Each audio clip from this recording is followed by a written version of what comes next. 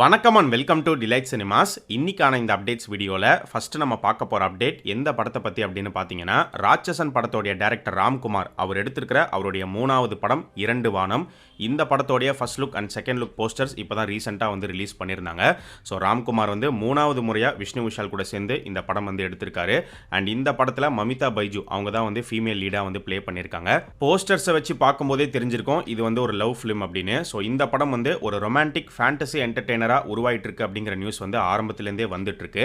And இப்போ பார்த்தீங்கன்னா இந்த படத்துக்கான ஷூட்டிங்லாம் முடிச்சிட்டாங்க. படத்தோடைய ரிலீஸ் பொறுத்த வரைக்கும் இந்த வருஷம் ஜூன் இல்லைனா ஜூலைக்குள்ள இந்த படத்தை தியேட்டர்ஸ்க்கு கொண்டு வர மாதிரி பிளான் போயிட்டு இருக்கிறதா சொல்லப்படுது.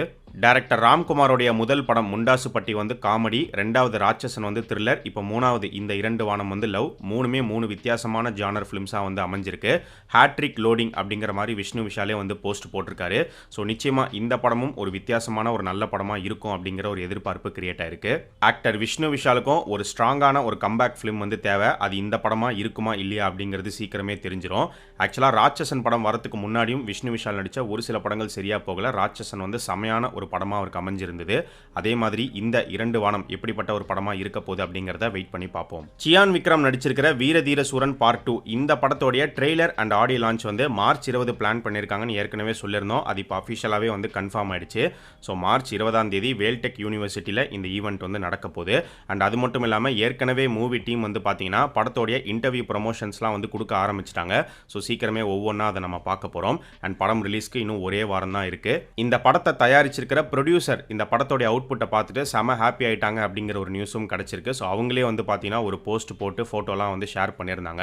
ஸோ எல்லாருமே வந்து இந்த படம் சியானுக்கு செமையான ஒரு படமாக இருக்கணும் அப்படிங்கிற மாதிரி தான் எக்ஸ்பெக்ட் பண்ணிட்டு இருக்காங்க. ஒரு தரமான ஒரு சம்பவமாக அமைஞ்சிருந்ததுன்னா வேற லெவலில் இருக்கும். ஸோ இந்த படத்தோடைய ரிலீஸ்க்கு அப்புறமா தான் அடுத்து மடோன் அஸ்வினோடைய இயக்கத்தில் சியான் நடிக்க போற சியான் 63 அந்த ப்ராஜெக்டோடைய ஷூட்டிங் வந்து ஸ்டார்ட் ஆக போகுது. புஷ்பா படத்தை தயாரிச்ச Mythri movie makers so producer Ravishankar அவர் இப்போ அஃபிஷியலாக ஒரு சில விஷயங்களை வந்து சொல்லியிருக்காரு. மெயினாக புஷ்பா 3க்கான அப்டேட்டை வந்து கொடுத்துருக்காரு. புஷ்பா 3 வந்து நிச்சயமாக வரும், இப்போ வராது, ஒரு 2-3 இயர்ஸ்க்கு அப்புறமா வருங்கிற மாதிரி அவர் சொல்லியிருக்காரு. ஏன்னா இப்போ அடுத்து அல்லு அர்ஜுன் வந்து அட்லியோடைய இயக்கத்தில் ஒரு படம் பண்ணுறாரு. அதுக்கப்புறமா திரிவிக்ரம் இயக்கத்தில் ஒரு படம் பண்ண போறாரு. ஸோ இந்த 2 ப்ராஜெக்டை முடிச்சுட்டு அதுக்கப்புறமா தான் புஷ்பா 3க்கு அல்லு அர்ஜுன் வருவார். அதே மாதிரி புஷ்பா படத்தோடைய டைரக்டர் சுகுமார் எடுத்துக்கிட்டோம் அப்படின்னா இப்போ அடுத்து அவர் வந்து ராம் சரணை வச்சு RC-17 அந்த படம் தான் எடுக்க போறாரு. அதை முடிச்சுட்டு புஷ்பா 3க்கு வர மாதிரி இருக்கும். இதுக்கு நடுவில் சுகுமார் பற்றி வர இன்னொரு நியூஸ் என்ன அப்படின்னு பார்த்தீங்கன்னா, சுகுமார் ஷாருக் கான் இவங்க காம்போல ஒரு படம் வரதுக்கு வாய்ப்புகள் இருக்கு. ஷாருக் கான் வந்து கதை கேட்டிருக்காரு அப்படிங்கிற ஒரு நியூஸும் வந்திருக்கு. ஷாருக் கானுடைய லைனப்ஸை ஏற்கனவே ஒரு அப்டேட் வீடியோவில் வந்து நம்ம சொல்லியிருந்தோம். இப்போ அடுத்து உடனே ஷாருக் கான் வந்து கிங் அப்படிங்கிற ப்ராஜெக்ட் பண்ணுறாரு. அந்த படத்துக்கான ஷூட்டிங் இந்த வருஷம் மே மந்த்லேருந்து ஸ்டார்ட் பண்ண போகிறாங்க.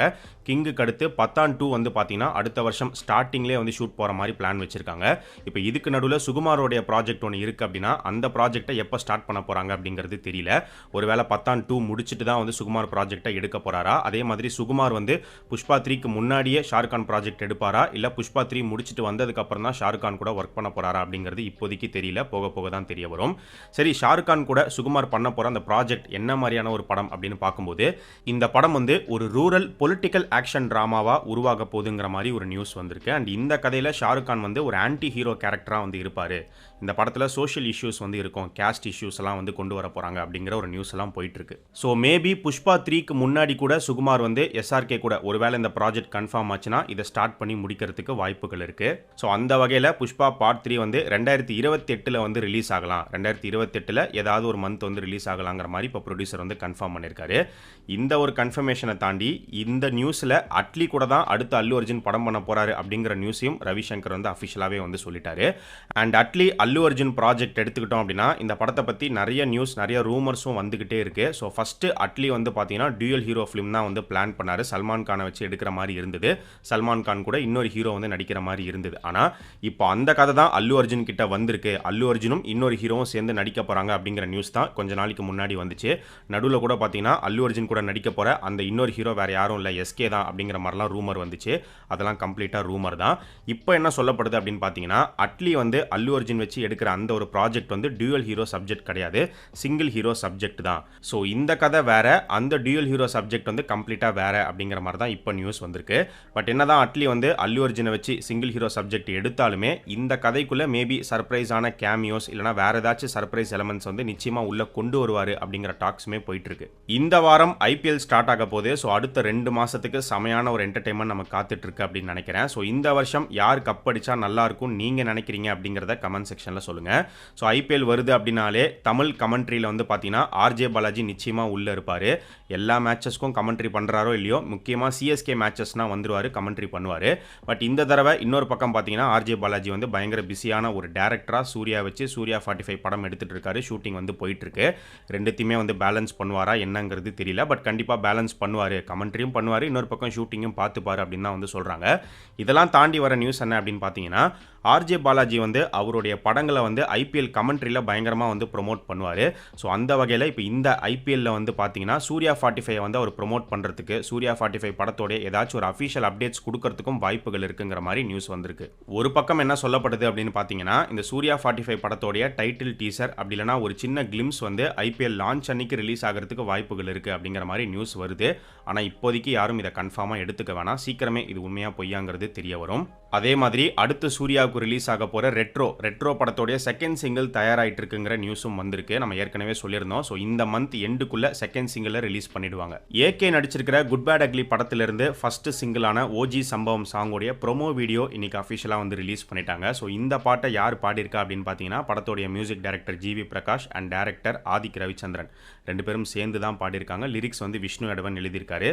ஏற்கனவே விஷ்ணு எடவன் வந்து பத்திக்கிச்சி சாங் எழுதியிருந்தாரு விடாமுயற்சி படத்தில். அது செமையான ஒரு லிரிக்ஸாக இருந்துச்சு. அதே மாதிரி இந்த பாட்டோடைய ஃபுல் லிரிக்ஸும் வந்து பயங்கரமாக இருக்கும் அப்படின்னு நினைக்கிறேன். நாளைக்கு ஈவினிங் 5 PM இந்த ஓஜி சம்பவமுடைய full song, full lyrical video அஃபிஷியலாக ரிலீஸ் ஆக போகுது அப்படிங்கிறதுமே கன்ஃபார்ம் பண்ணியிருக்காங்க.